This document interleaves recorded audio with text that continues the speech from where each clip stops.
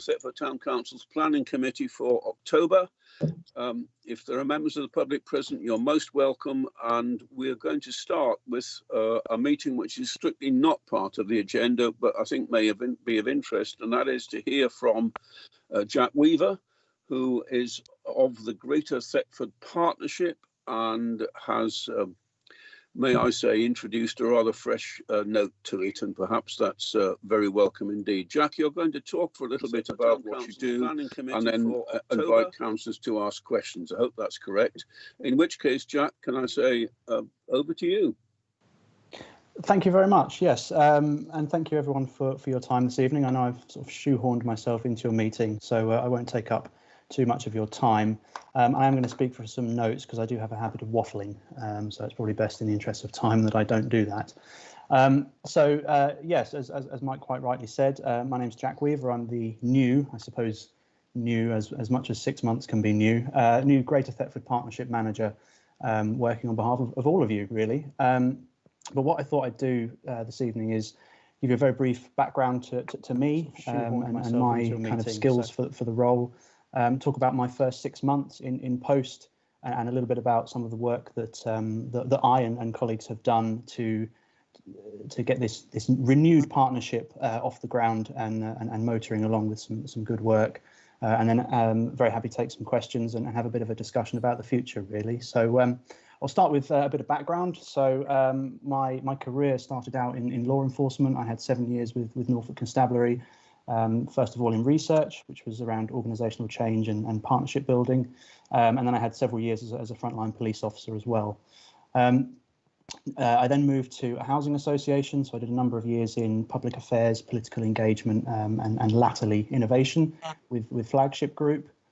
And then most recently I had a stint with New Anglia Local Enterprise Partnership as well, helping them develop enterprise zones, economic development, and partnership working with local authorities, inward investors, and that sort of thing. So that's a potted history of my my career to date. And then obviously, end of March, I was fortunate enough to join the Greater Thetford Partnership ranks as the new manager. Unsurprisingly, the coronavirus pandemic had an impact on that.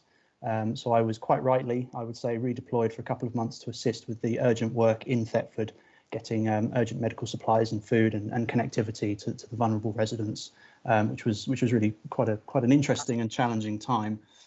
Fortunately, as things settled down a little, I was able to kind of return to the real reason why I'm here, which was the partnership itself. So the first thing I did was take a look at the delivery plan, which I'm sure some of you will be familiar with. I think it's fair to say, and I don't think I'll rub anyone up the wrong way by saying it wasn't the most inspiring document that local government have ever produced. And I spent some time turning that into what could more accurately be described as a strategic plan for the partnership. And that's the point really where I want to emphasise the word strategic over the operational, because that's really where I think my approach differs from previous versions of the partnership. And very quickly coming into the role, it was immediately apparent to me that I needed to do several things, 4 things really. First and foremost, there's an emphasis on being bipartisan in this role. I've been very clear from the beginning that I work for all the councils that are members of that partnership. And whilst I may be formally employed by Breckland, as I said, I've been very clear that this role is all about partnership, collaboration, and working together across physical, organisational, party, and dare I say, personal political boundaries as well. So that's sort of my opening gambit really, is that I really am here for everyone around the table. The second point was an urgent need for some targeted engagement. The previous iterations of the partnership very much trying to be all things to all people, I feel. So mapping stakeholders was a first priority for each of the strategic objectives that we have, and proactively engaging with some of those key partners from the get-go. And the same goes for local partners as well. I've been fortunate enough to meet with several of you already, albeit often digitally only. And that really leads on to the third thing, which is around communication. And that's both internal and external. So working with members and officers that have a presence around that table, but also listening to the needs of our key stakeholders. So, and when I say key stakeholders, I mean the likes of Network Rail, Highways England, various government departments and more local partners. And pushing out some key messages to them with a new approach to communications and external affairs, which is something which I'm working on now with a comm strategy and a new brand for the partnership.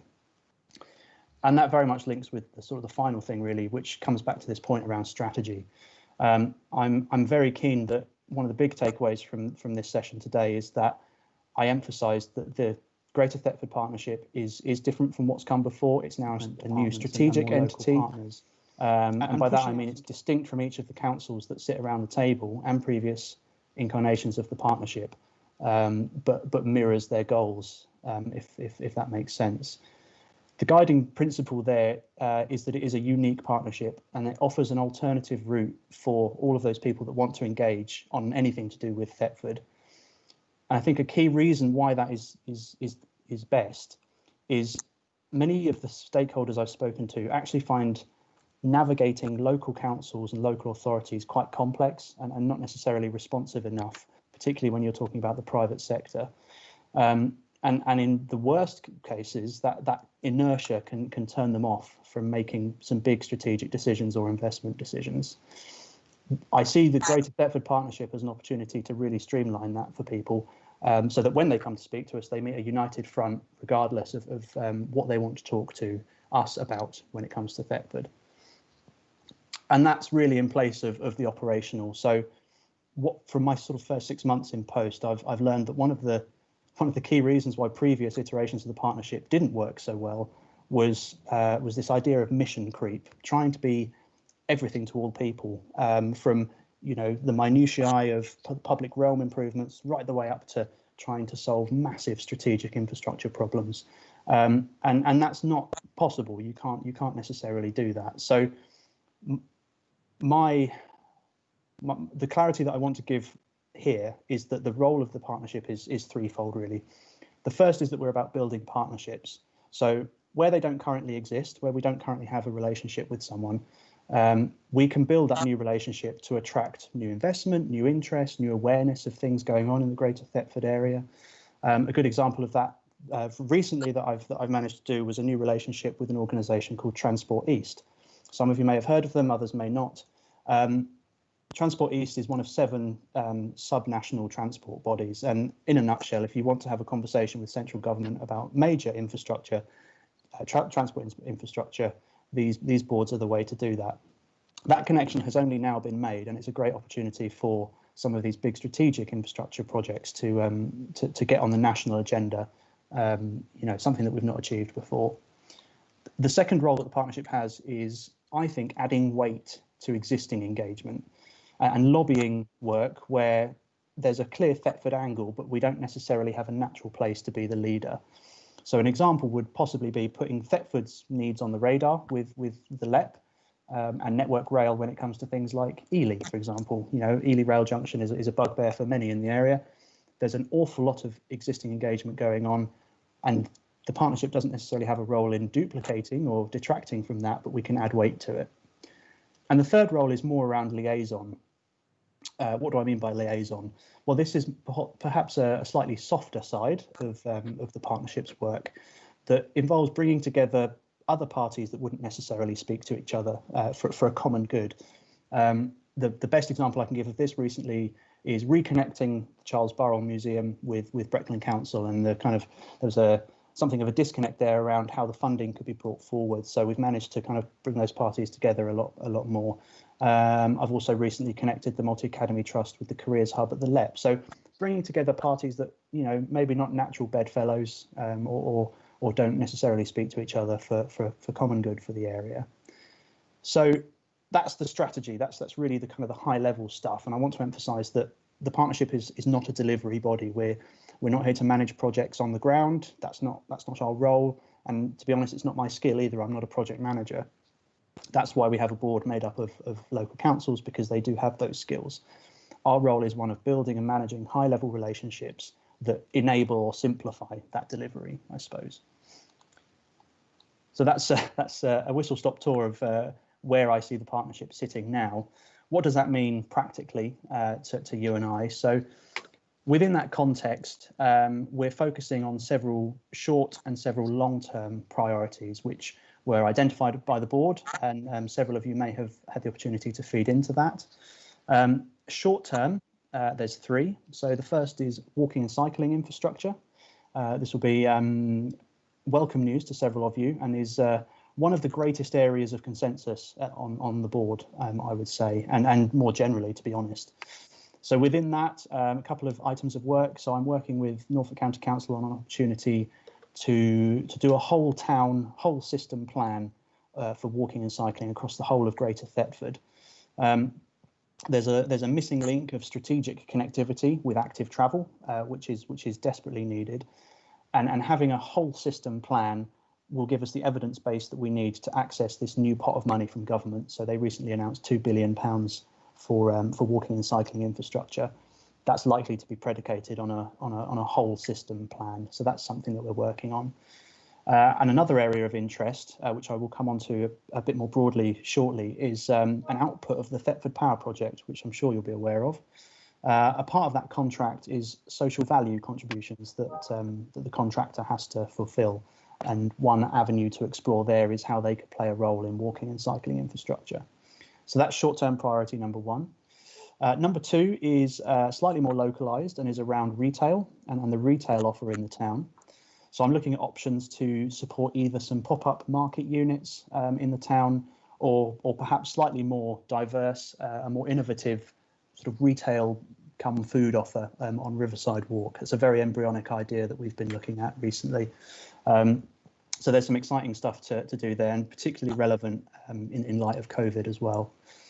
And then finally, in the short term, public realm improvements as well. So I mentioned the social value contribution that the contractor will have to fulfill. There is potentially an opportunity to connect that up with some work that we're looking at sort of between the Abbey Estate and the underpass to the bus interchange. That's screaming out for some improvement, both investment in time and money. And it's possible that we could leverage in some investment from Balfour Beatty to do that. And I just want to touch on this social value point because it's a great opportunity, and I think stresses the importance of an organisation like the Greater Thetford Partnership. So as I said, as part of that contract, Balfour Beatty have got to provide some social value initiatives for the town. And I think it's worth saying that, of course, this would happen without the Greater Thetford Partnership, but through that partnership, we're able to connect up different strands of work into a much bigger project. So we're looking at maybe connecting up some Section 106 money from Breckland and Flagship. Balfour Beatty social value investment then brings in some groundworking, and that can link into perhaps the Breckland Fen Edge projects or Thetford Town Council's own public realm works. So it's about being greater than the sum of the parts, really. Suddenly you've got something much bigger for much less investment. And I think without the Greater Thetford Partnership, those crossover conversations may not have happened. And it's projects like that kind of holistic strategic thinking that makes the partnership different. And I just want to touch on the longer term stuff. These are slightly less tangible and arguably, as the name would suggest, far more into the future. The first is rail infrastructure. That's obviously a big topic, so I'll break that down a little bit. So I'm working with Network Rail in Greater Anglia to highlight some alternative funding for access improvements to the station, which I'm sure will be welcome news to several of you. Funding for this stuff is very hard to come by, but through these conversations, we've managed to identify a possible pot of money through a programme called Access for All that Network Rail have. So it's possible that we could see some improvements there in the medium to long term. I'm also working with the LEP and Transport East to basically get more of a Thetford voice in the business case for the Ely rail improvements. There's more work to be done on that, which I'm sure it's a gargantuan project, nearly £1 billion worth of work, I would suggest. But that's a conversation that hasn't happened to date, so that's another opportunity for the partnership. And then finally on rail, also looking to explore some funding options to bring that disused station building back into use. I had the opportunity to have a look around it several weeks ago, and it's a huge missed opportunity, and it's a fantastic building. So if we can identify some capital funding to bring that forward, that would be a fantastic asset for the station. And again, it's something that I don't think would have been pressed on as quickly without the partnership. The second is road infrastructure. So here, laying the groundwork for some better engagement with the Department for Transport and Highways England. And I have to, tip my hat to Transport East for giving me that opportunity. So there's a case to be made for the A11 improvements that we all want to see to feature in the next round of Highways England funding, which is called the Road Investment Strategy. And we're on the third one now, the next 5-year cycle of that. There's more engagement needed there to get the Thetford improvements into that programme. And then finally, excuse me. Finally, we're going to revisit the Section 106 agreement to see if we can identify some opportunities to accelerate the investment there, or perhaps redirect it. Obviously, that agreement's now 5 years old, so we want to make sure that whatever's in there is still relevant, and engage with other signatories to that agreement to see if we can redirect some investment. And I'm talking about things like the healthcare provision, education provision, active travel, which links back to the walking and cycling infrastructure. So that's another whistle-stop tour of some of the work that I've been doing over the last sort of 4 to 6 months. So just to summarise, I want to emphasise that whilst this partnership does look similar and sounds very similar to what came before, I can assure you that with me in post as the first dedicated resource for it, we are now very, very focused on influencing and engaging at a strategic level. And it's something that just simply hasn't happened before. I'm adamant that we're not going to get distracted by the minutiae of delivery, as that's simply not our role and not our skill. So over the next couple of months, you'll start to see the profile of the partnership increasing. We're going to have a new website very shortly, social media channels, and a new brand, which is going to help no end with our engagement with strategic partners. And then from the first, maybe the second quarter of next year, we should start to see some short-term priorities being delivered upon, and with any luck, more progress on the longer-term goals. I think it's worth saying as a closing point, really, that none of the objectives set out by the partnership can be solved overnight. We all know that, and that's okay. That's not an issue. I'm confident, though, that with the renewed ambition and the resource that we've now got, we can start making a real positive impact on the Greater Thetford area. That's my rather longer than I'd hoped elevator pitch for the new partnership. Very happy to take some questions. If there aren't any, which I think is unlikely, thank you for your time. Can I reply first and say, Jack, thank you very much for that. You did fit a lot into the 17.25 minutes or whatever it was. And we'll move to questions in just a moment. Can I just check that we've got, I'm not sure whether it's Chris or whether I did ask Stuart if you might stand by, but is there a way of monitoring someone responsible for saying who would like to question? Is that something you can do, Chris, or is that not part of your... Hello, Chris. Oh, he's muted, so he's probably not hearing me. I think Chris is monitoring the hands up. I've got Jenny Hollis hands up at the moment. Okay. I think in that case, with just to repeat the thanks to Jack, I'm going to move straight to questions. So if Jenny, I think we're now seeing much clearer, Jenny, and it's your question. Big light on, Mr. Chairman. Right, thank you very much for that, Jack. It's very interesting. You're saying that you're working obviously with other partnerships, the RAL and that. Is there any communication between NHS England and that? Because when I was on Brecon Planning, the planning matter come up for a village or a town, whatever, NHS England were always the ones that never responded. I mean, we know they can't produce in the planning thing, the medical staff, the doctors, etc., are not involved in that. It's just for a new surgery or something. Mm-hmm. So, is there what are the chances on that one? The other thing is you're talking about the highways, i.e., cycle paths and walking. Norfolk County Council, and I do apologise to Norfolk County Council anywhere.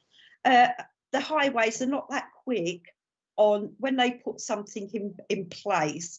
They don't follow through with the infrastructure on, i.e., parking, and it's a bugbear for most of Thetford now. Is the parking, especially around the schools, because they take over the estates outside people's gardens, you know, blocking driveways, etc.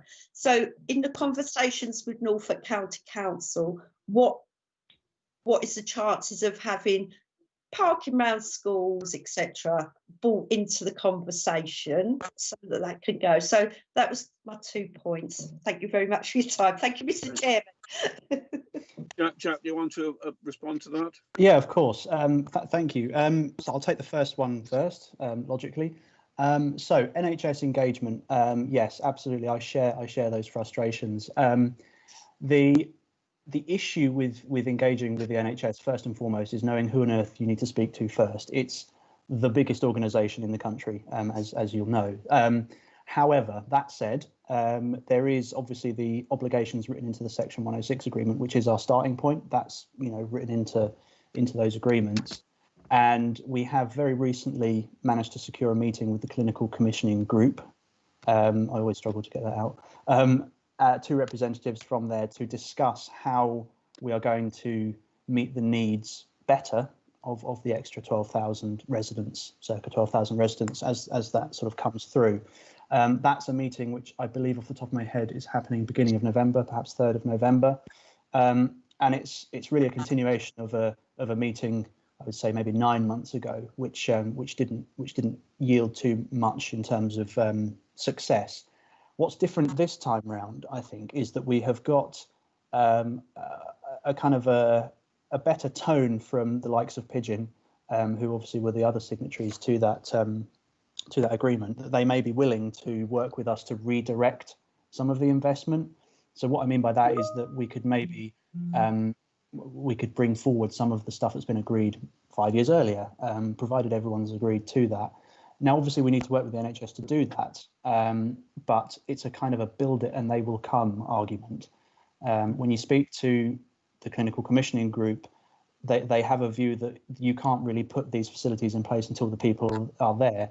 And obviously, to us as kind of Joe Public, that doesn't sit quite right, because obviously, if you've got the residents there, you need the provision. So it's a kind of a chicken and an egg situation, but they are engaging more than they have done recently, and I think really we'll have to wait until the beginning of November, that meeting, to see where we get really. So I will be involved in that meeting, as will Doug, who sits on our board, Sam from Breckland, and Rob Walker as well. On the parking issue, I think, to be honest, that's probably leaning more towards the delivery side of things. Which would maybe be a question more for the kind of the infrastructure planners at Norfolk themselves. Certainly, though, in terms of some of the stuff that we're looking at, where there is an issue, so let's say we're going to put in a new cycle path, for example, the partnership is one avenue through which we can have those conversations, which probably didn't exist before. The actual nuances of where car parks are put, or where the provision is put, probably is outside of the scope of this new version of the partnership. Chair, I've got hands up. Thank you very much indeed. Are there more? Yeah, thank you very much, Jack. Thank you. Pleasure. Are there more questions? Councillor Canham, hands up. Brenda, you're next in, please. Okay, thank you, Mr. Chairman. Jack, I just wanted to go back to the NHS. As it's been pointed out, we've got more people coming to Thetford.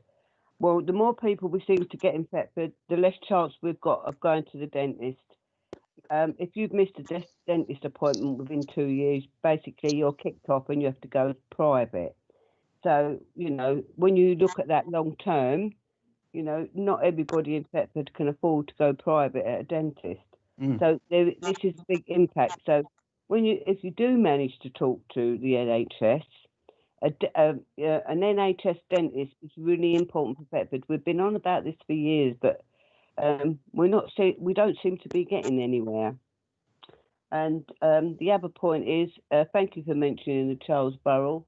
I am a trustee on there, so I will declare it. But we have been trying to talk to Breckland for years, but it is such a, we've got Dad's Army and we've got the Ancient House Museum, and yet all the time it seems like Charles Burrell is missed out. And it's a great asset to Thetford, Yeah, absolutely. It's really important that we try to get that museum on the map. And the other point was, I'm not sure what you meant by the walkway from Abbey to town, because most of that is turned over to wildlife. So I don't know what you mean by the infrastructure of that, because the Breckland part of it, as Mark, you might know, is a wildlife meadow. It never used to be years ago. It was always cut, but now it seems that it's left as a wildlife meadow. So I don't really know what improvements you're talking about, unless you're talking about outside the Priory, because along that side, that's always looking a mess. Yeah, if I can sort of jump in on those 3 points. So NHS dentistry, a very perfectly valid point. It's not something that's explicitly referenced in either our strategic plan or, I must be honest, any of the conversations that I've had. But perhaps because of the nuance of our healthcare system, in that dentistry is largely sort of privatised, as you say. I will certainly keep it in the back of my mind, though, when we have that conversation in early November, because it's, I'll be honest with you, it's not something that had occurred to me.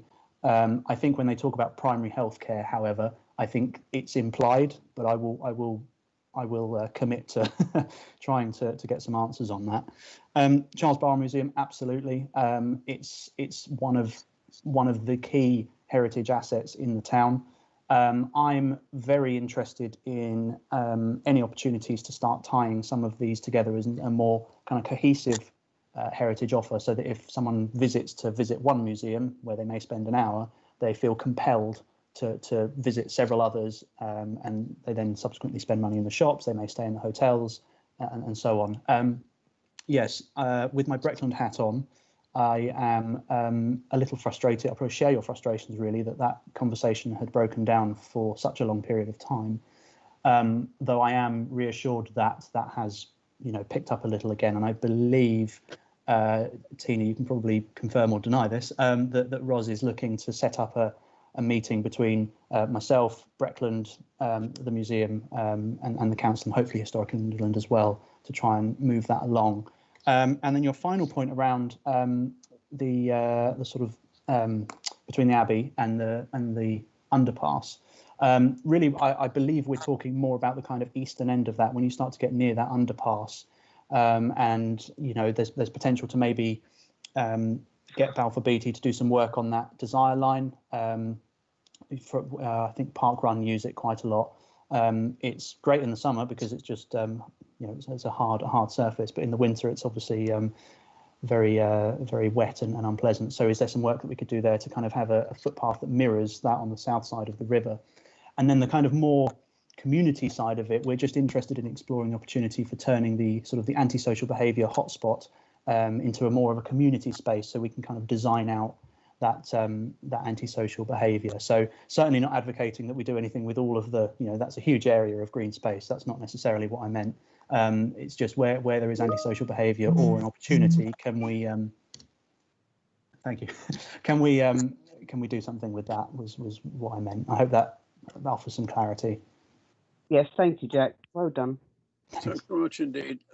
Are there any more questions, please? There's a message on here from the town clerk, who says, yes, Jack, Ros is handing the meeting over to me before she leaves, so that we can catch up soon.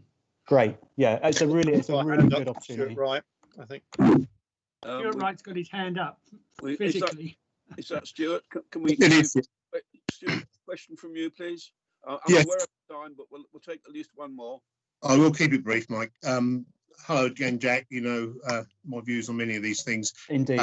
I will reiterate them because we, as a town council, I think would like to be involved in some of the points that get put forward when they have this whole scheme plan. We've had many schemes put forward over the years and they all dry up to nothing. But as councillors, we are aware of things that are in need of being delivered, whereas I think Norfolk County Council tend to look to what they feel is appropriate rather than what the actual needs are for people. So we do need to have some input into that before we get down to the minutiae delivery, as you're talking about. Yeah. It's very conscious that the town council does feel that we have been a little excluded from the process, And I know you're circulating the minutes now, which is great. And hopefully we can have this dialogue, because I know a number of us do want to be a bit more embracing of the whole procedure. Just point on the A11 roundabouts. In the long term, yes, they're going to be improved with all your conversations and that. But in the short term, if we are looking to market Thetford to investors and to people to come to move here, we do need to get the woeful state of those roundabouts improved.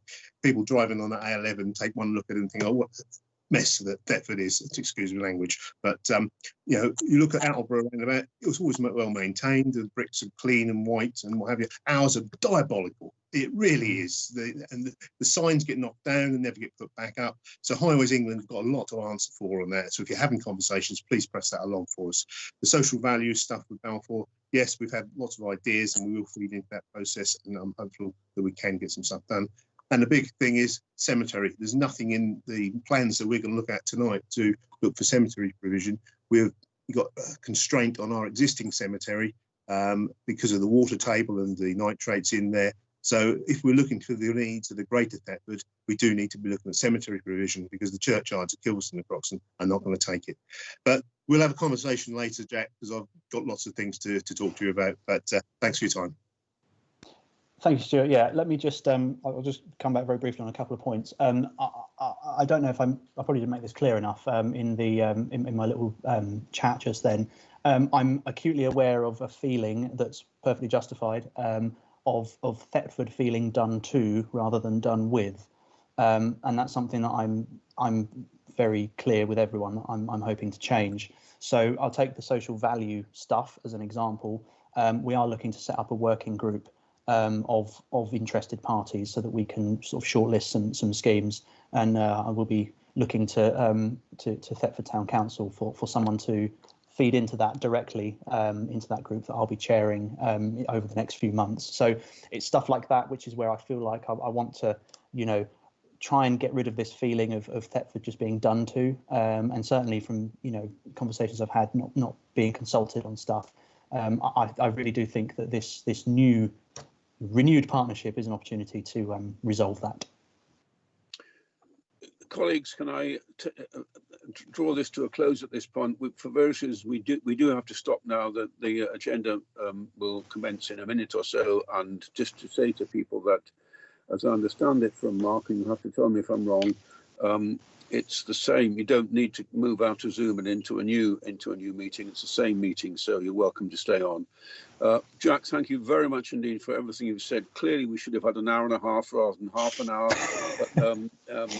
but at least that's a starter. And thanks very much for engaging with so many different members of the community and of the various. And thanks for all the networking you're doing, which I think will yield results if we can all be patient. So on behalf of everyone, thank you, Jack, and we'll close this section of the meeting, but immediately move on to start the formal planning committee. Okay, Super. so thanks very much. Thanks Thank you a lot, very Jack. much. Cheerio. Bye for now. Just give it a moment, and it's possible, I suppose, that other colleagues will want to join the meeting at this point, and maybe other members of the public as well. There may be councillors who are joining, and I see Tina on screen, which I hadn't done before, so we're notching up the additional numbers. However, it is a good 5 past, so I'm going to suggest that we move straight on and get started with the formal meeting. And this is to repeat the title, this is the Thetford Town Council planning meeting for October 2020. And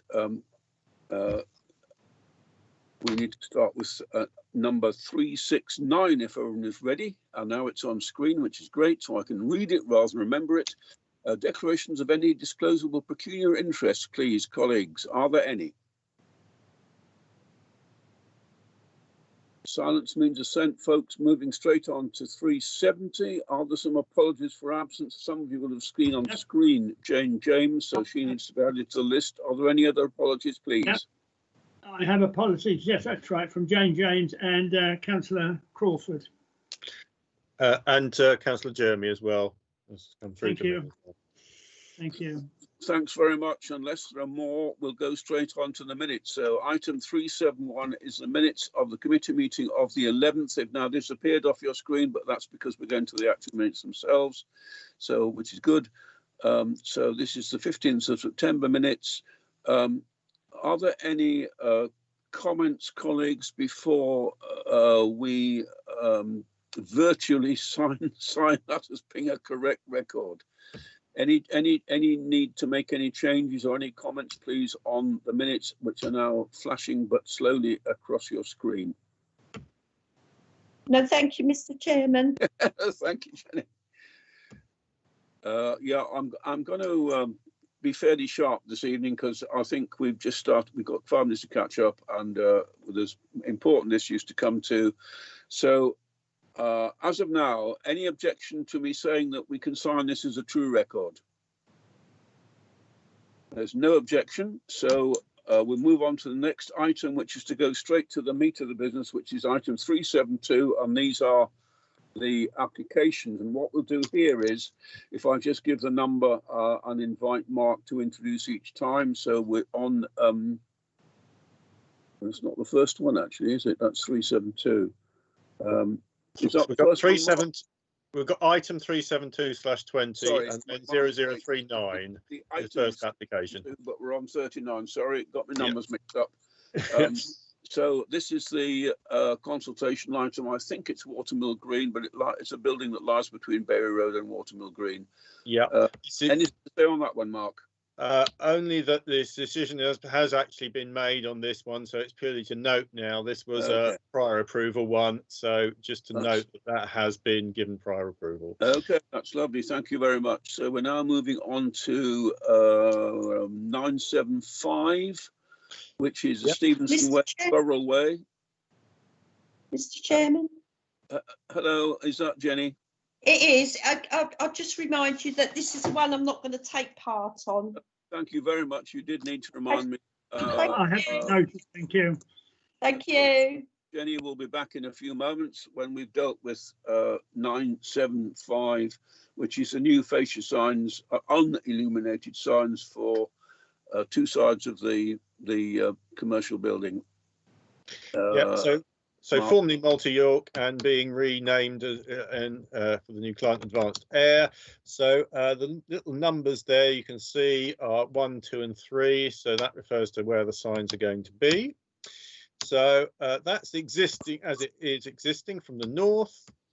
And you can now see, hopefully on your screens, the new proposed sign, which is number 1 on the north side of that building. And there is what it looks like on the west side at the moment. And that is what's proposed. So that's signs 2 and 3, just up and below those windows there. Colleagues, I'm going to be straight on with this. Are there any objections to Advanced Air's far from garish signs? If not, I think we should put ourselves down as a supporter. Is that acceptable to everybody? Acceptable, Mr. Chairman. Agreed. Thanks, Brenda. We got a couple. Yeah, I agree. Okay, that's great. Thank you very much, everybody. And at now 10:47. Can I just check, Chris, do you need a proposed and a second for that? Or are Do you... we? No, Okay. thank you. Oh, I'm trying to move on too quick again. No, it's okay. Thank you. Okay, fine. I will move on to 10:47 then, Chair. Yes, please. Right, this is the big one, folks. So we're looking at, can everyone see my cursor on the screen as well as the actual screen itself? Yes. I'm just hovering around the red blob there. That's the area we're looking at for this application. As This is the new bit, isn't it, SUV. Mark? The ready purpley bit is the next area of development. Yeah, so we're looking at this area here that I'm now circling. That sort of slightly irregular little polygon, which on your map here is now shown there. And again, I'm marking that with the cursor. So on this plan, you may note that on the sort of the bottom right or the southeast corner of this this area, which is here, That was originally marked as business and industrial. If I just go slightly further down, you can see that that is the purple area there, business and industrial.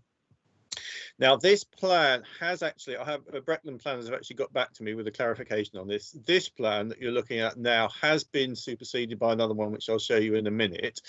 But just to note that this area here was originally business industrial. This area here was originally allotments, and I will sort of tackle both those questions in a minute. But just if we move on to the next plan, this is the site plan that is part of their agreement under the original outline planning application, and it's worth noting. I think that in this plan, as I said, which is superseding the previous one, that area of business industrial is not shown on this. It is shown as housing. So they do already have the planning permission, outline planning permission for this to be housing rather than business industrial. On the other hand, if you look at this area around the primary centre of the development, sort of main district, you will notice that this is mixed use. This whole area, the sort of slightly darker orange bit, is mixed use. And if you compare that with the previous one, so it's just glitching slightly, I'll just go up. So you'll see on this one that some of that mixed use area was actually down just as housing originally. So it does look like there's probably more scope potentially for business in those areas rather than in the area that we're looking at. The allotments I'll come back to right at the end, but just to note now that you'll notice on this one there isn't allotments in this application, and I will say it is quite true that they have had conversations with myself and other colleagues, and we did agree that it would be better to have, or at our request, it would be better to have larger area of allotments, a few large area of allotments rather than many small ones for management reasons.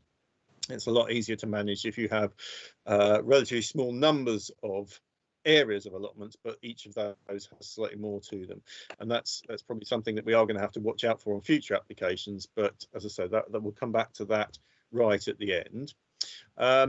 One other thing to note on this one is it's very unclear on this plan whether there is a road through Janes Wood there, but if I now look at the other plan, you'll notice quite clearly that this does not, on the what they've been given permission for so far, does not include either a primary road, main street, or secondary street. That isn't shown on this plan that has been agreed, which is something that's to note when we come to look at the actual details of the development, where it's quite clear that there is now on this proposal a road through that woodland area. So that is a new thing, and that is something that comments are invited on, certainly. So you can see the area of housing here, which is that same shape that we saw earlier. If we go on to the next slide, this slide shows the sizes of the dwellings. You'll notice that the affordable dwellings are concentrated in one particular area of the site rather than being mixed in more generally, but there is a sort of cluster of those in that area there. And this slide shows sort of green space. So where was allotments, as I say, is now pretty much anonymously, pretty much anomalous with that. I'm using the wrong word there. Pretty much analogous with the allotments. I think it was this area here. That is now a sort of just public green area. You can see from the green dots here, there's quite a lot of tree planting being proposed, but these are indicative, so they're not specific. They haven't been committed to that exact locations for the trees. Hopefully you'll have had a chance to have a look through the very many documents for this application.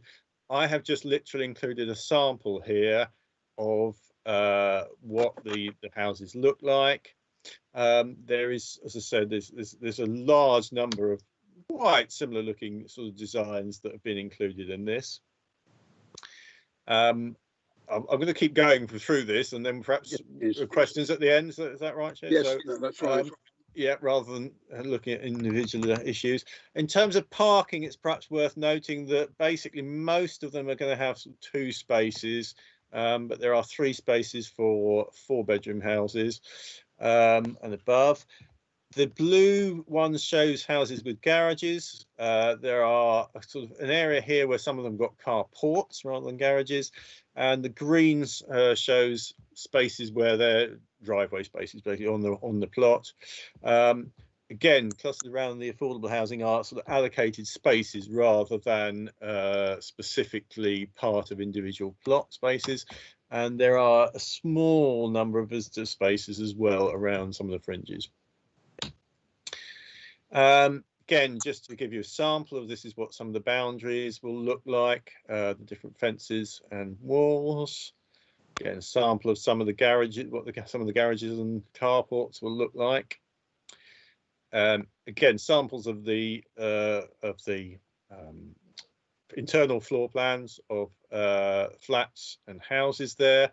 Again, there are a large number of different variants on a theme. And just finally, to come back to that bit about the allotments. So this is the bit. This is again the area we're talking about here. So as they say in an explanatory letter as part of the application, we have spoke to them about this and suggested that we rather basically have sort of allotments grouped together in larger numbers. I spoke to the Brecon planner today, and he's aware that we will need to, and we as a town council, I would say, would need to keep an eye on the fact that number of allotment spaces has not been included in this section of the development. So it will be something, provision of allotments will be something that we will need to keep an eye on in future phases, to make sure that there is still sufficient provision basically for it. And that is a kind of whistle-stop tour of a large number of houses. So Chair, do you want to take questions, and we'll go from there? Thank you indeed, Mark. That's a really important issue. What I'm going to suggest is that I don't make any particular statement or comments now, but at the time when we discuss the specific aspects of what you want to raise or what Mark's raised, we'll try and make sure we come to a specific decision, and at the end I managed to find any that we seem to have missed out. So we're straight into questions, please, fellow councillor. Councillor Hollis first. Jenny, you're on. Thank you, Mr. Chairman. I must say I'm disappointed that the affordable housing is all being put in one cluster. Yep. I think really, I mean, I can't understand why they're not being scattered in with the other properties. I think it's a bit, I don't think discrimination's the right word for me, but do you know what I mean? It feels like they're being pushed to one side. I don't like that idea at all. I think that's a fair comment, because if you look at them, it's very clear from the screen now, it's the green area. What's happened is, I think they've been put in one area simply because they're given a different style of parking. So they have basically no garages, which I think is one of the ways of saving money. And they are, I would suggest, therefore, probably more crowded. If you look carefully, you can see that each of those little green areas is subdivided. Yeah. So I think you're entirely right to make that point, and I would suggest that we indicate at the end our concern that it's a very strong word to use, but perhaps ghetto is unfair. But it is a little bit of again, I think your word was right, Jenny. It looks like a bit of discrimination. It's not something to be encouraged, I think, in our social development, that we separate people out. It's great if you can have a society where the big houses and the small houses are to some extent cheek by jowl. We're not achieving that in a desirable way here, because this is the houses which are cheaper, and they've done that by not providing garages, I suspect. Are there any comments on that particular issue before I ask Jenny if she's got any more comments? Just any feeling that perhaps supports the idea of the affordable homes being in one place? There's a hand up from Stuart Wright. I'm not sure if it's on this subject. No, I think I just support that matter. We should learn from history. We know that it works better if you do actually integrate the different types of housing across the whole site rather than in one particular area. So I think it's a very valid point you want to make. I think that's nicely made. So can we all agree, please, that one of the points we want to make is that, to use those words, we would like to see the affordable housing integrated within the estate and not isolated. That's exactly right, Mr. Chairman. Thank you. Anyone disagree with that? Right. I don't, Mr. Chairman. I don't Sorry. disagree. This is Brenda.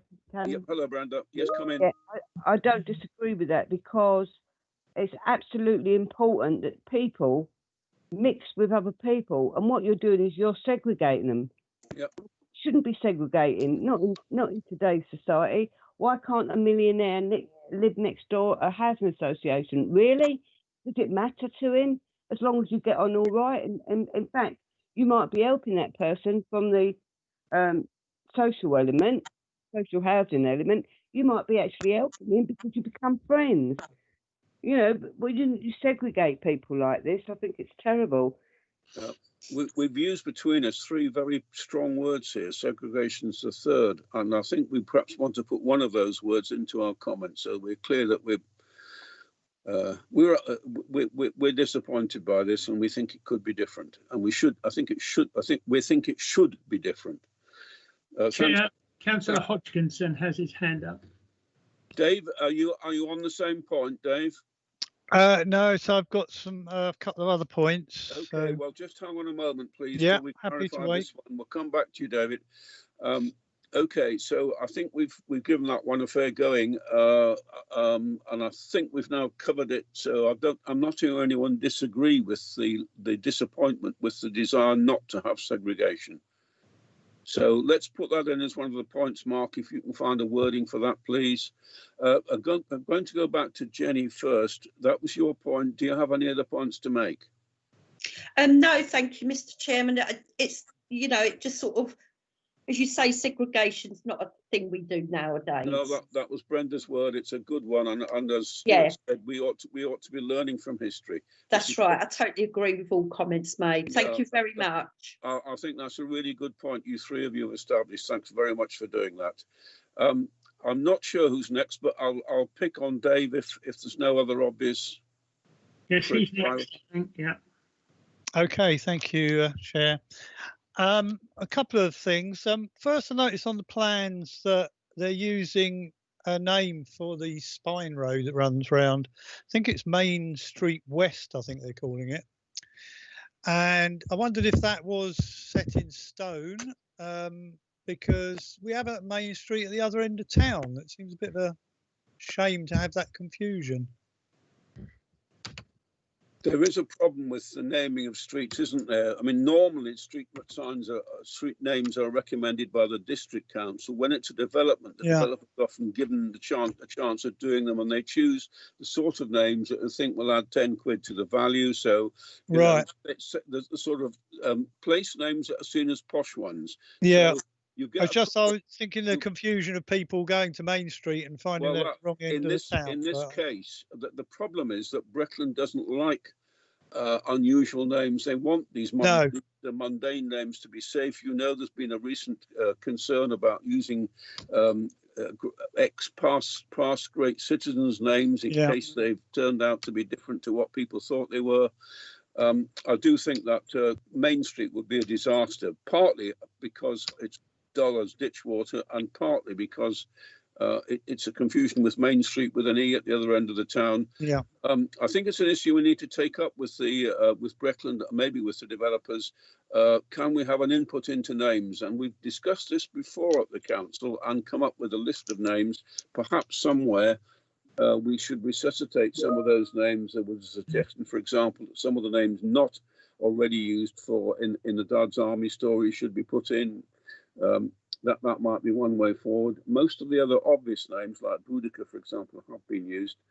But if you've got an idea for names, can you put them forward? And we'll do that informally. I think the main point, Mark, is to make sure that we request the removal of Main Street because there is already a Main Street. Okay. Chair, Councillor Hollis has a hand up. Okay, back to Jenny, please. Can I come in with my second item? Sorry, David. Sorry. It's just Okay. We'll take David first because Jenny's had an opportunity. Thank Come you. back to you later, Jenny. Mhm. That's fine.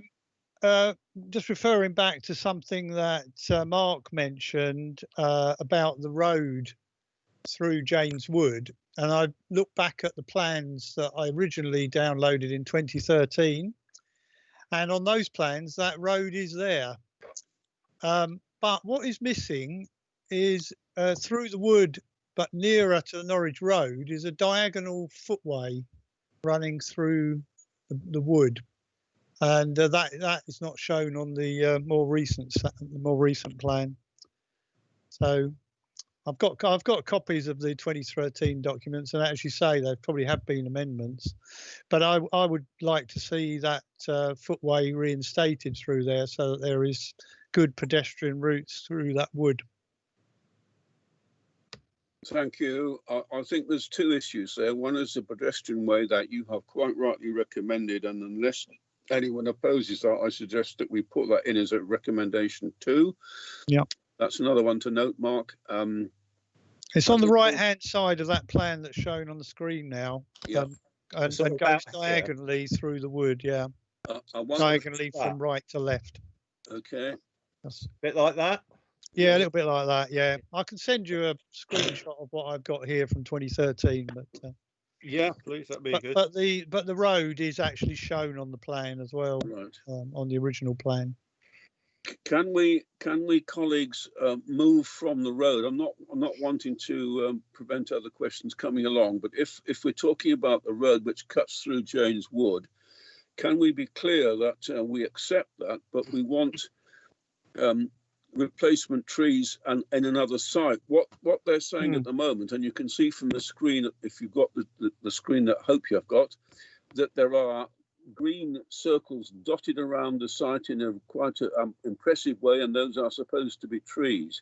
Some of the other screens show mature trees on the pictures, and I mean, I'd love to be able to hold them to that and say you've got to put 30-foot trees in, but at least let's have an assurance that they will put trees in to the number at least that they're showing, and that they'll be of, I don't know what's reasonable size, Mark, you would be able to say perhaps what a good size is.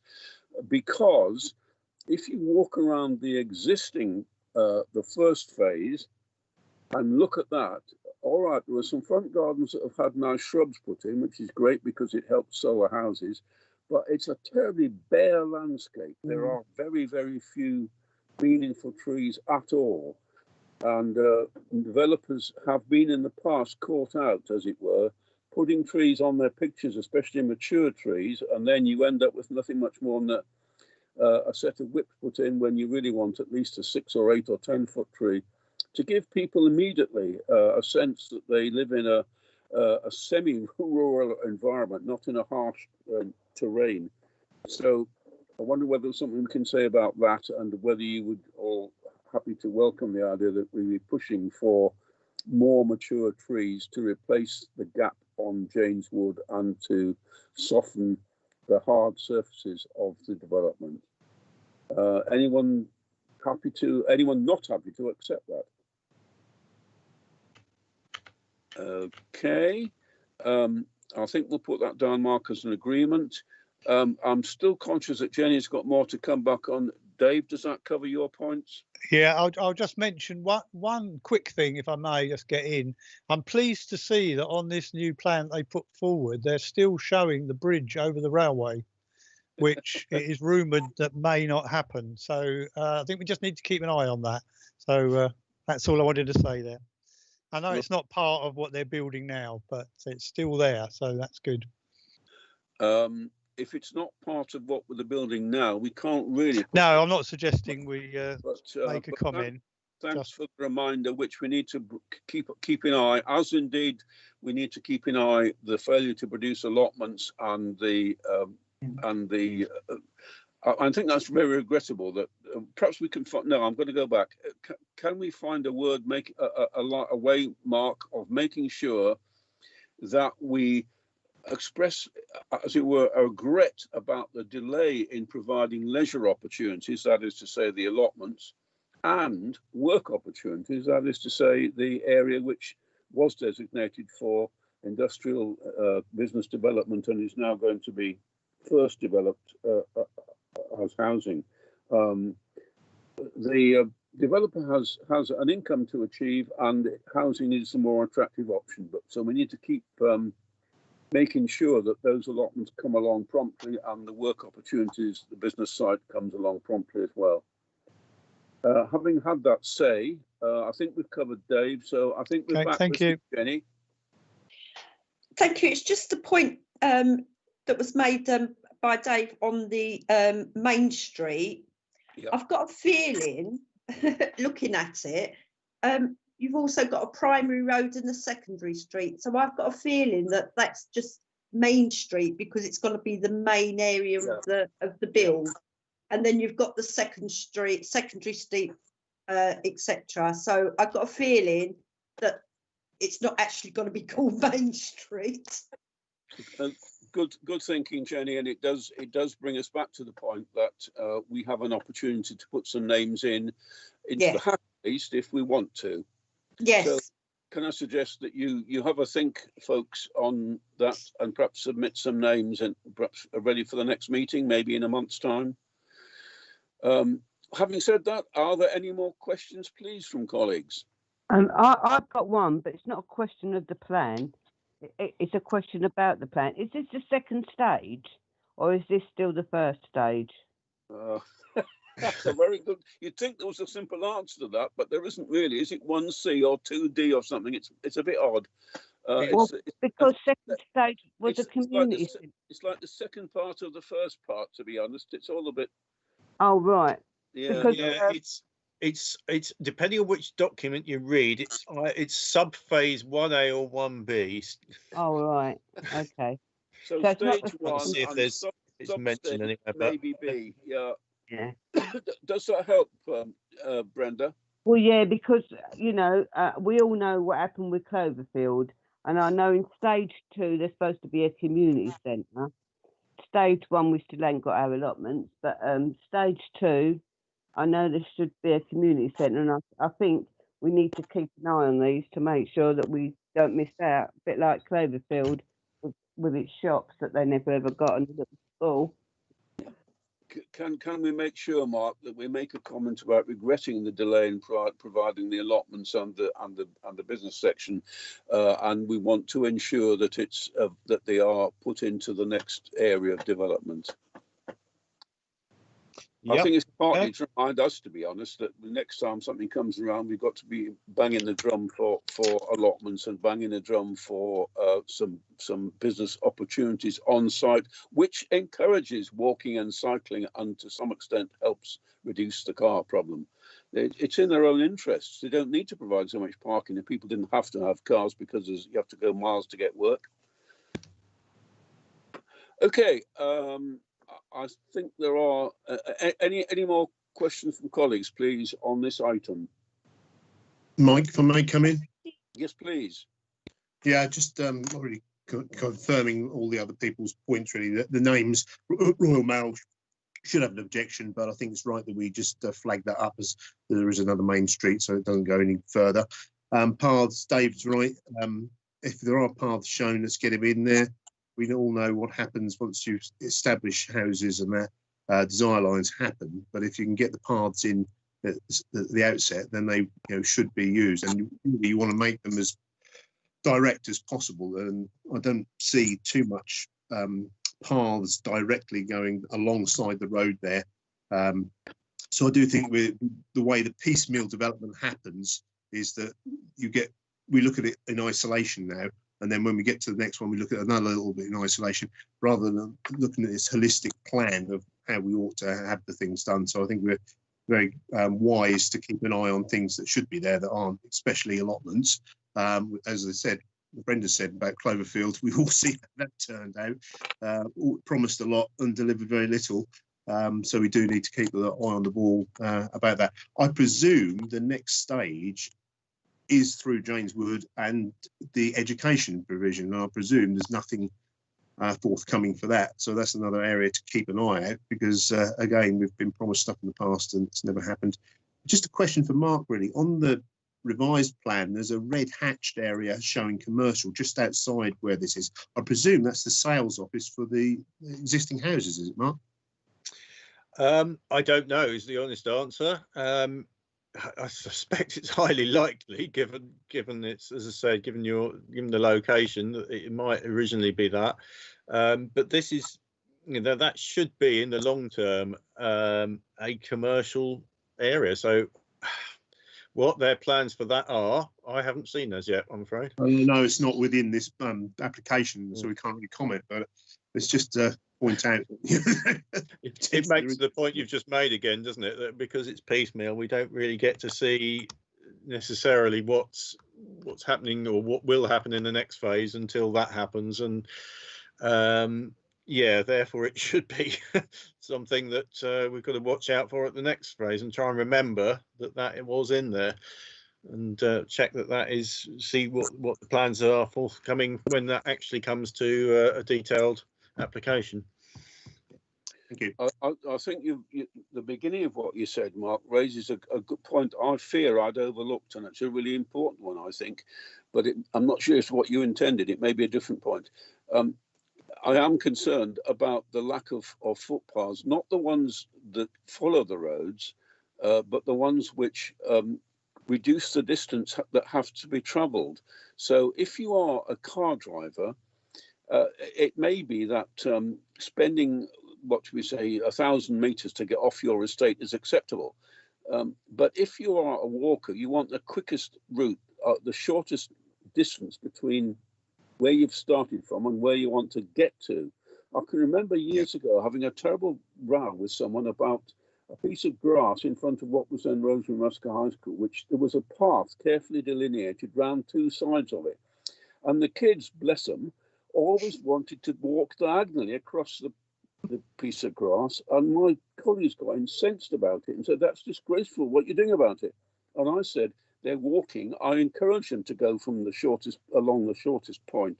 I think we need to make sure that people, human beings, walkers, can get around the estate and off the estate by the shortest route, not by following these circuitous roads, which is precisely what Cloverfield is like, which doesn't by and large have footpaths which shorten the routes. And you end up therefore with, again, more use of cars and less use of cycling and walking, because there is no way of avoiding a very long circuitous way to get around. I wonder whether we can look into that and try and persuade people that there need to be more point-to-point walks. Totally agree with you, Mr. Chairman. I probably didn't express myself very clearly, and I apologise, but a lot of us either want to walk or have to walk. And we want to make it as easy as possible for people to walk around rather than to drive around. So that means we want shorter distances between where you want to start from and where you want to get to. I wonder whether, Mark, again, we can find a way of expressing that we'd like to see more direct routes for walking. Yeah, I think I can use that sentence. Many thanks. And can I come back to Stuart and say, I've probably, in having my rant, lost your point. Do you feel it's been covered properly, or do you want to come back to it? No, that's very much what I'd like to see, really. Let's get the short straight lines in for the pedestrians and cyclists, because that's the way we're going to encourage people to take up that mode of transport. Great, good, thank you very much. Okay, more questions, if any, from colleagues? Not at all, Mr. Chairman. I just want to say I completely agree with yourself and Stuart. People want to go, path of least resistance, and they want to be able to go from point A to point B as quickly as possible. That's why you find in many parks and everything there's paths, just they will grind over time. When people walking, they tend to always walk the same path. If you prepare those paths in advance, you avoid situations like in some of the woodland where you have muddy paths and the people still keep using for cycling and walking in the winter. They're still there, they're still going to be used. They just look a mess after a while, and people continue to use them because that's how they get to the fastest way to wherever they're going. So fully agree. This was just one more point. I totally agree with Councillor Hollis when in the previous, I was having some technical problems here with sound. When the previous point she made about, and Councillor Canham, about segregating housing estates by social strata. I think this is a big point the council ought to reinforce. We mustn't allow or continue to allow builders and the organizations to segregate those that belong to whatever financial social strata in certain areas or neighborhoods, because that will just perpetuate the stigma when it comes to that sort of who lives where and who affords to live where. And actually kind of eventually over time, it creates a certain image of certain areas based on the financial condition of its residents, which really is not a good look for the town or anybody of other people living there. So that was my 2 points. Thank you, Mr. Chairman. Well, thank you for joining the meeting. I'm sorry the technicals got in the way, and you've hammered the point home even more. So we've got social strata and we've got stigma. If that point gets through, they are not listening to our strong words. Thanks very much for accentuating what's been said. I'm going to ask again, any more colleagues wish to comment on this particular item, please? It is the biggest item on the show tonight, so don't feel you've got to hold back. From a time point of view, I'll be hurrying this along in the near future. Any more now, please? No, thank you, Mr. Chairman. I think we've probably done that one, Mark. I hope you've got plenty to write about. Yeah, I just need sort of clarification. Basic on the basic point is: are you a supporter or objector or commenting? I think we're supporter, but we're asking for these improvements. Can we do it that way? I don't see any virtue in us opposing it. It's going to go through Breckland. We just want to make sure Breckland are friendly to our local knowledge. Yep, is that agreed? So are we happy agreed? To agree, everybody, that we are supporter? We're a supporter. Yes, agreed. Okay. Agreed. Thank you very much, everyone. That's very helpful indeed. Okay, Mark, we're on to, if you're flashing through the screen, we need to move to the next item. Okay, we'll be on to 10:57 in a second. 10:57, please, Mark. Yeah, so this is a previous application for a warehouse that's been approved. It's an unused site at the moment, but the developer basically would like a couple of the conditions eased such that instead of them being required before building work start, i.e. before development commences, they would like that to be amended to before the building is actually used, i.e. a paying client occupies the building for the purposes of the business of their business. So the two conditions that they're looking for is a noise management plan, and they say that because this is they don't know yet who the client is going to be, who's going to be actually occupying the building and using it for their business. They feel it's inappropriate to have a noise management plan at this stage when they don't know what activities that business will be undertaking. And secondly, they're also asking for the same as regards to landscaping, because they feel that it's would be sort of unhelpful for them to have to do the landscaping before they've got a client in place, or before they've even finished building on this one, in this case, because they may end up sort of basically running over it with a bulldozer, or they would have sort of issues with trying to work round it while they're still doing building work, and also they then have to sort of maintain it with the cost of maintaining it for what could be over a year before anyone actually moves in to sort of take up business. So basically they're asking for noise management plan and landscaping to be deferred from before construction takes place to before it's actually occupied by a business that's going to the end user, as it were. Thanks, Mark. Okay, colleagues, are we supporting that or are we opposing that? I'll support that, Mr. Chairman, because it makes sense, really. Thank you. Agreed. Just to clarify, Jenny, you're saying it makes sense to let them delay. Is that right? Yes, I mean, if they don't know what's going in there, Yeah. they can't really do a noise management, can they? Okay, And that's as for very the fair. grounds, it's the same. Yeah, Um, I agree. yeah. So any disagreement with what Jenny said? Okay, so we're a supporter, and and really just to remind ourselves, rather than putting it in the comments, that we need to be pushing next time around to make sure that actually that does happen. We do finally get a noise plan, and we do finally get the other item which they are delaying. So it's up to us to come back at the right time. Okay, so that actually takes us to the end of item 372, which is very nice, and we're on to 373, which is late planning. Over to you again, Mark. Yes, one first of all, just to note, 874, the Castle Park Trim Trail, that's obviously the Town Council's own application, so we wouldn't be commenting on that. So as I said, just to note that that has gone in and is in process. Therefore, I propose to move on to 1125, which is a Burrell Way. So you've got a picture there of what the site currently looks like, and hopefully you can see my cursor. We're looking at this area here where a new building is proposed. So this is a late application. As I say, hopefully you'll feel you have enough information, despite the fact it's only just landing on your email inbox, as it were, to make a decision today. But if not, there is the possibility where I could apply for an extension if you feel you need it to the consultation period. But as I say, hopefully we may have enough information to show you here. So as I say, that's the view of it. You can see that it's basically forest on one side and industrial estate all around the other side of it. And we're looking at a building that would be going basically here. And I'll just move down to the next page and you can see that. So that's where the building would go in the purple. And that's what it would look like, a fairly standard industrial unit.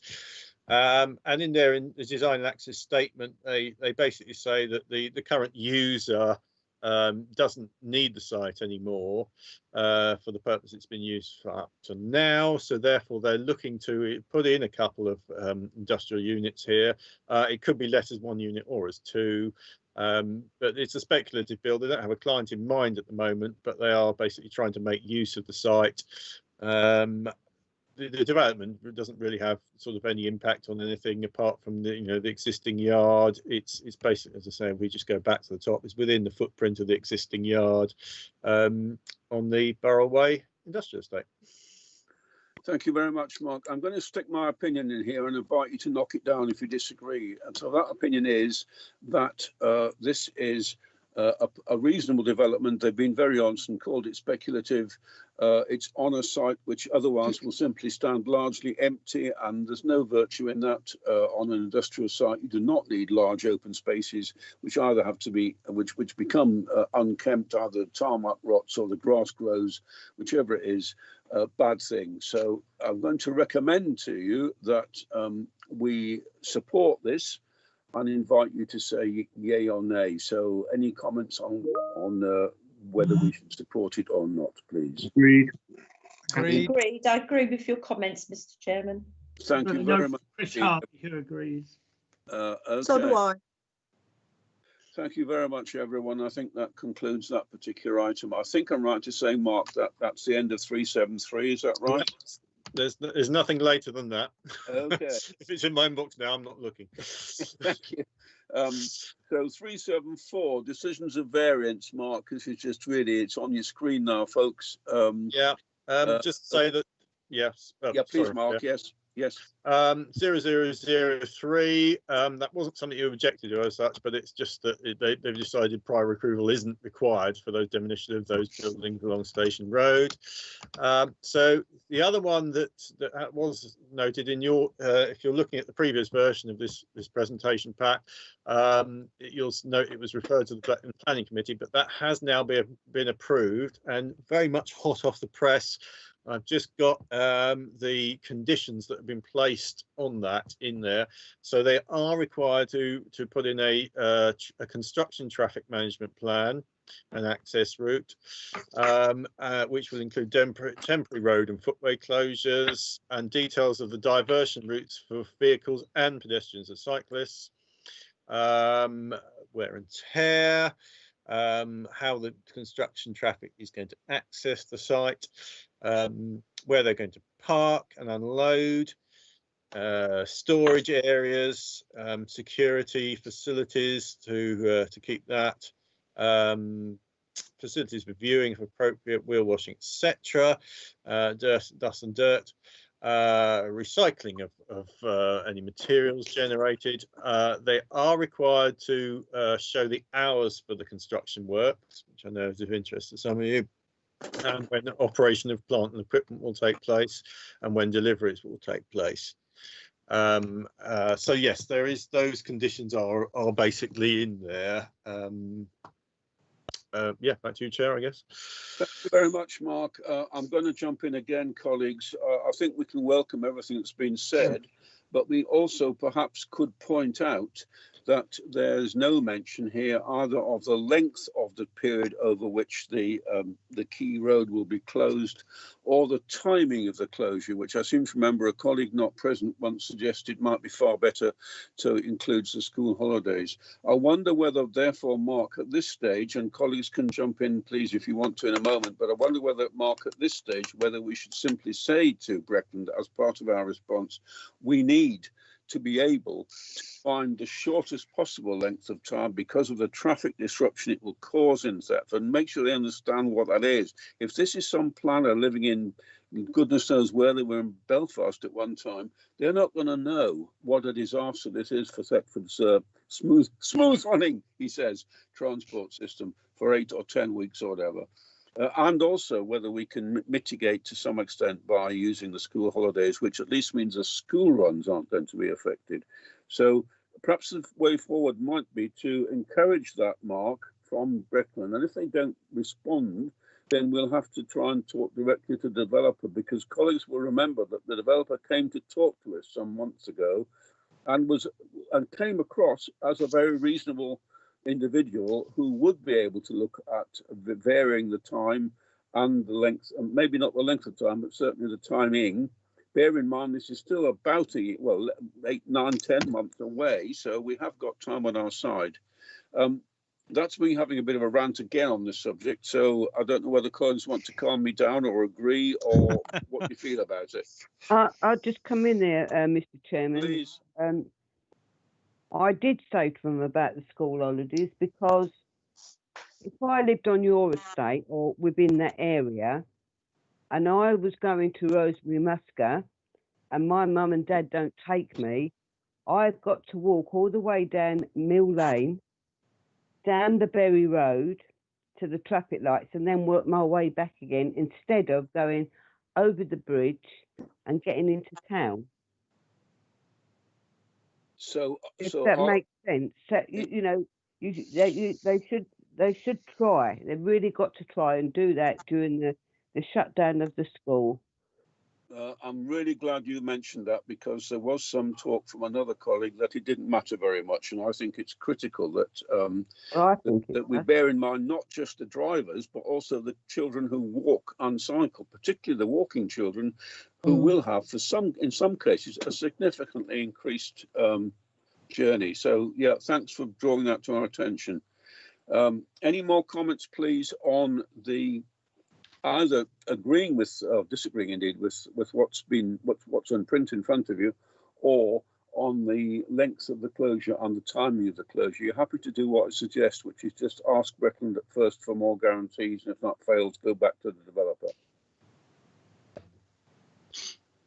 I agree with that, your Mike. comment, yeah. Okay.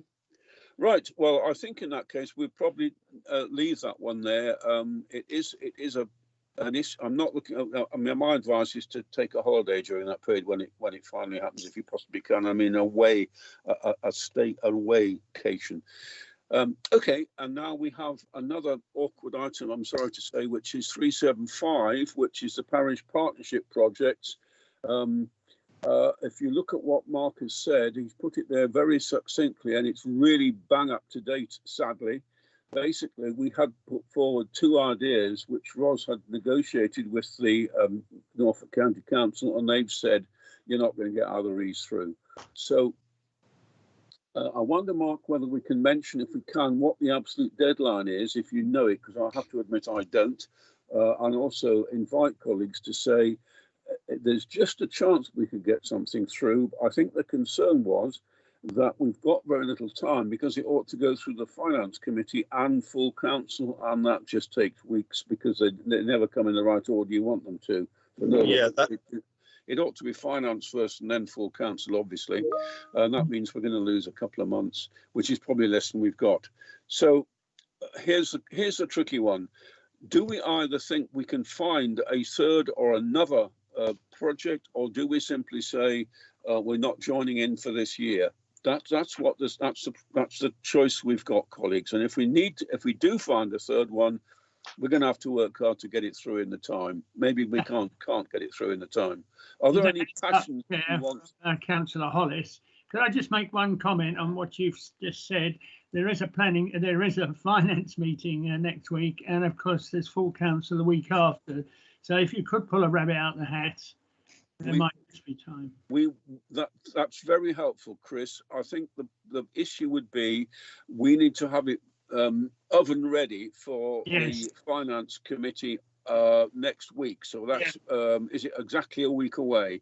So I think what we're going to have to suggest there is, if someone wants to come up with a proposal, I'd be really pleased if you did. Can we also have one or two people to volunteer on our behalf to make it oven ready, which means being clear about costing, for example, so that we can submit. I mean, obviously we can work with one of the officers, not that they've got the time, but they will give us it if they humanly can, to get it ready in a week, so that we can then say that. We'd also have to go back to finance and probably with a phone call first thing tomorrow morning to say, can we have some time on your agenda to talk about parish partnerships? Because that's, Chris, you'll be able to confirm. I don't know whether the agenda's gone out. It may. No, it's to be agreed and sent out on Thursday. So, right, so we need to get that on the agenda tomorrow, so it's ready for Thursday. Right. Thank you. Okay. Having said all of that, colleagues, is there any other suggestion? Councillor Hollis. Parish partnership. Councillor Hollis, Chair. Thank you very much. Yes, Jenny. Sorry, I was just reading it again. Not at all. It's you now, Jenny. No, thank you. I'm looking at the Montford Roadway roundabout. Now, I really don't understand highways for sort of not letting us plant on there or whatever. But didn't Jack say that the roundabouts and that were in there, the Greater Thetford partnership thing? I think he was referring to the A11 roundabouts. Right, I'm with you. Yeah, okay then. The A11, yeah. Councillor Wright has his hand up. Right. Stuart, your turn. Thank you, Mike. Just a question to Mark, really. When we did the sculpture trail walk round, one of the things that we desperately needed was a drop curb going across to the Redcastle site from Canterbury Way. I'm loath to get the Town Council to fund these things, which Norfolk ought to be doing anyway. However, if it's not going to happen under Norfolk's watch, is it something that we need to just talk to them about by putting £1,000 towards that and getting it done ready for the sculpture trail? I don't know if you've got a view on that, Mark. Yeah, have you? When you mentioned the figure of £1,000, is that a standard cost, basically based on previous? I just have a gut feel that most drop curbs, you're talking the best part of a couple of grand to do anything. If you get Norfolk County Council to price it up for you, but you know, if we had £1,000 from our side earmarked and they put in 1,000, I think we got it covered. But as I say, I'm loath for the Town Council to pay something which Norfolk ought to be doing anyway. However, knowing the gatekeeper we have, we tend not to get as much done as we would hope to get done. So I think this is probably something, if you could have the word, Mark, to see where we are with that.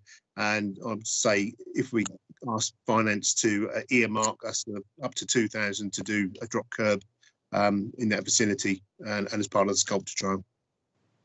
Can you remind us where you are, please, Stuart? Where is the Stuart? Sorry, this is coming across as you come up along Canterbury Way to cross the Brandon Road into the Redcastle plantation by where the Redcastle site is. This side, as in the Abbey side, has got a drop curb. When you walk across, there's no drop curb there. So if you've got a pushchair or a cycle and you're trying to get across, you have to then bump up the curb, which causes a little bit of extra time. And given that it's on a bend there with cars whizzing round, you want to get across as quite as easy as possible rather than having to mount a curb. I think the first comment I want to make is to invite colleagues to say whether you think that might be an acceptable way of getting a little bit of money out of Norfolk. I mean, if we have to pay half, that's better than paying 100%. Any feeling that might be a way forward to get something for the parish partnership project scheme? I'm happy to support that. Thanks, Dave.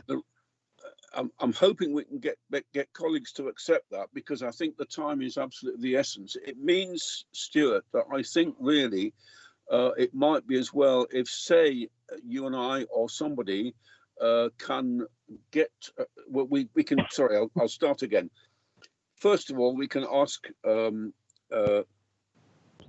finance to see if they can find should we say up to 2,000, as you, to quote you. Secondly, can you and I perhaps get together with Ros, if that's possible, get together with an officer and draw up a specification that is likely to get past Norfolk's inclination to say no before they think.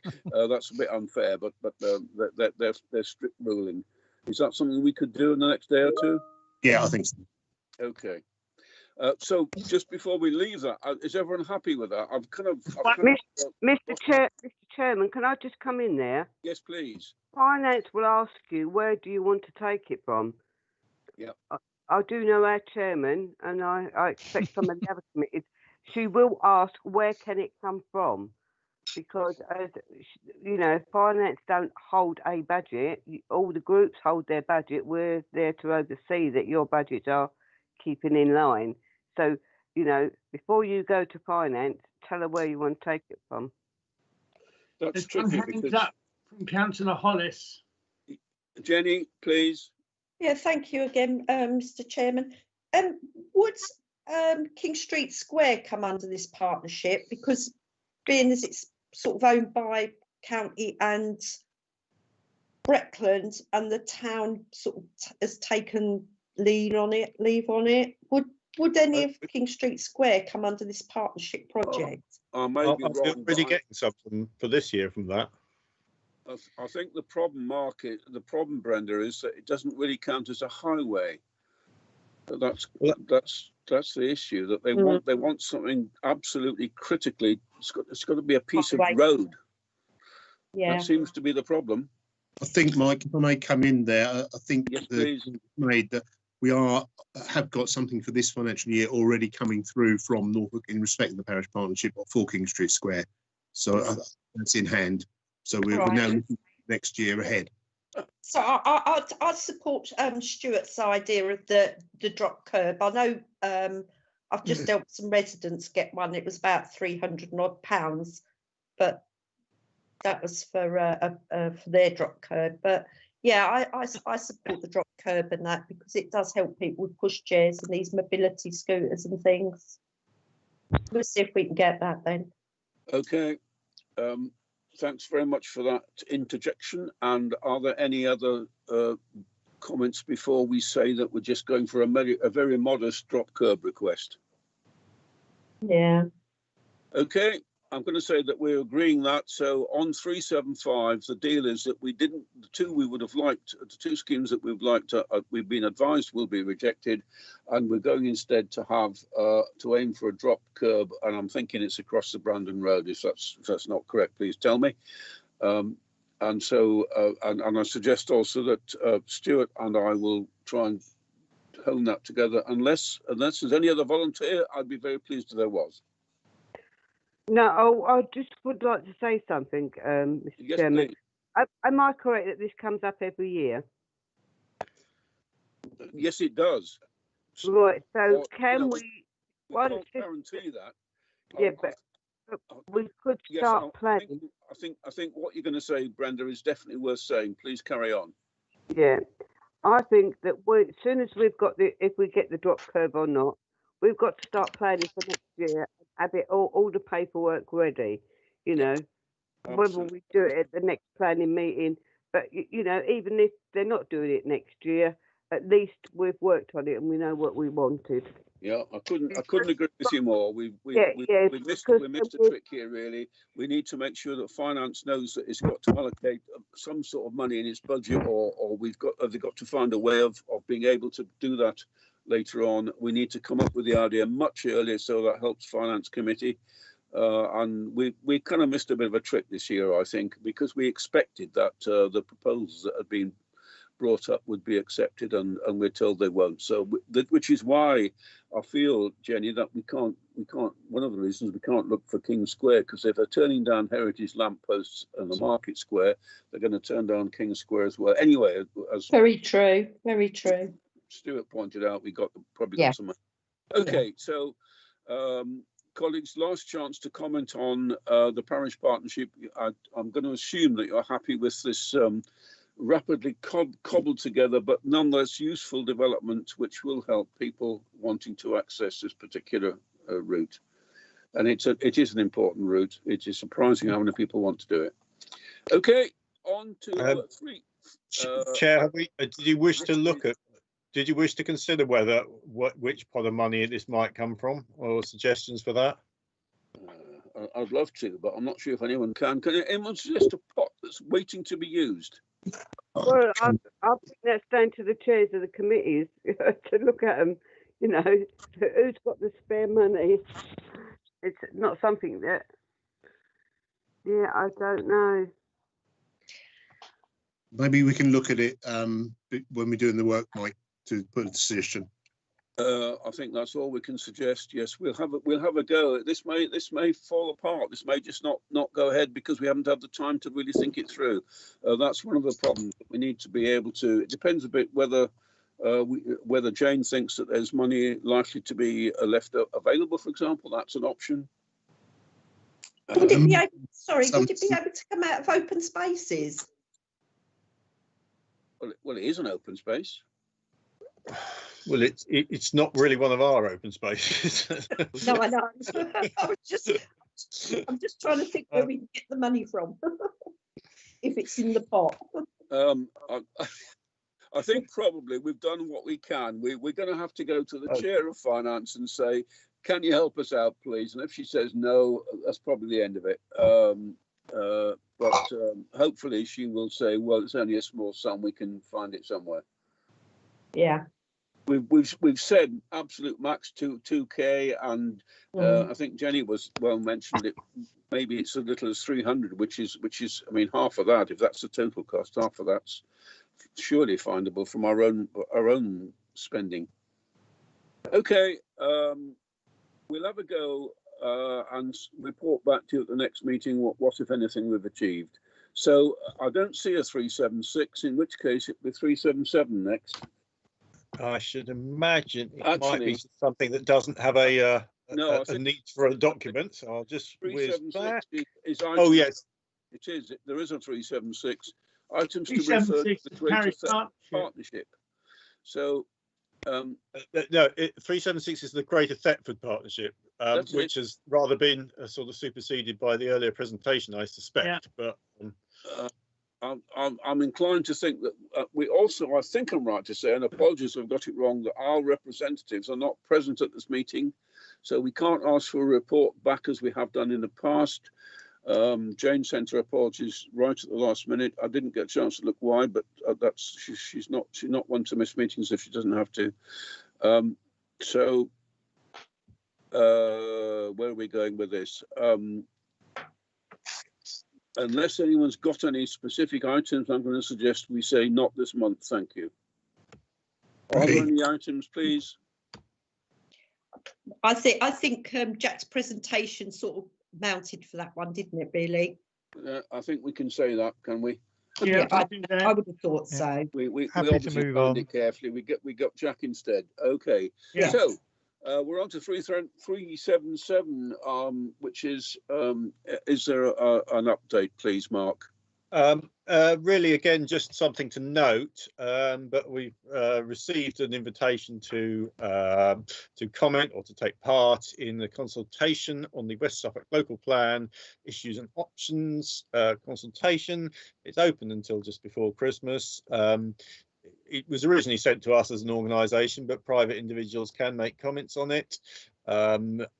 You know, I don't suppose there's necessarily going to be a town council position on this, so it's probably something that's just open to individuals if you wish to have a look. There is now an online exhibition available, which sort of explains things. I've had a look at the section that deals with Barnham as the nearest village, and with particular reference to Barnham Common, of course, and it merely says that any development should take place as infill within the existing settlement area of Barnham. So there's no huge developments planned for our southern approaches, if you want to put it like that, I suppose. So I suppose it's just to note, and if you have an interest in that area, it's available for you to have a look at and participate in. Can I come in, Mike? You can indeed.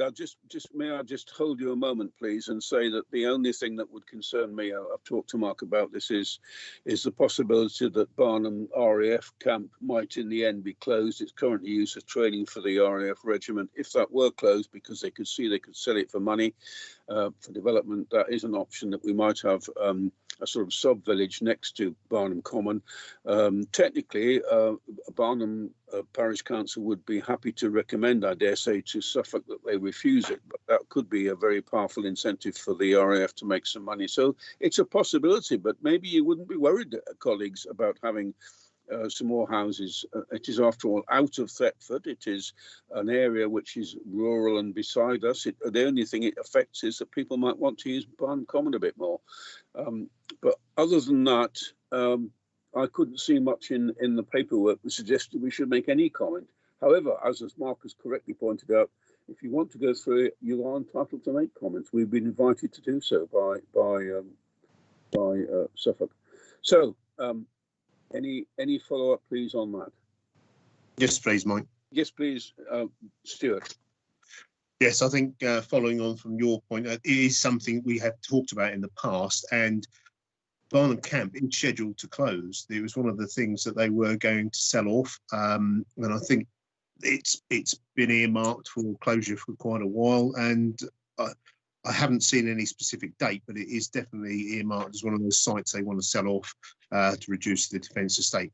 Now, whether that would happen in my lifetime is another matter, but at the same time, it is on the card, and they have made a decision in that respect. So I think that builds into any development there should look to improve the linkage to Thetford. Especially footway and cycling, there used to be a footpath that linked all the way along Barnham Common to take you to the Barnham Camp. That's obviously been overgrown and what have you now. But I do think if Barnham Settlement, they ought to be looking to improve their linkage to ourselves. You know, they have the old railway line there, which potentially could provide access to Barnham Common, which again helps with walking and cycling, which is something that we're looking to do. And I'm very conscious that if we've got Norfolk County Council looking at walking and cycling, do they look cross-border? I'm a bit doubtful. We also have the likes of down the Euston Road or along Nethershall to Nethershall Heath. You know, there's not very good cycle routes that way, and you know they should be looking to provide Thetford to a link to Nethershall Heath via Suffolk. So improved linkage to Euston and Barnham for Thetford would be most appreciative.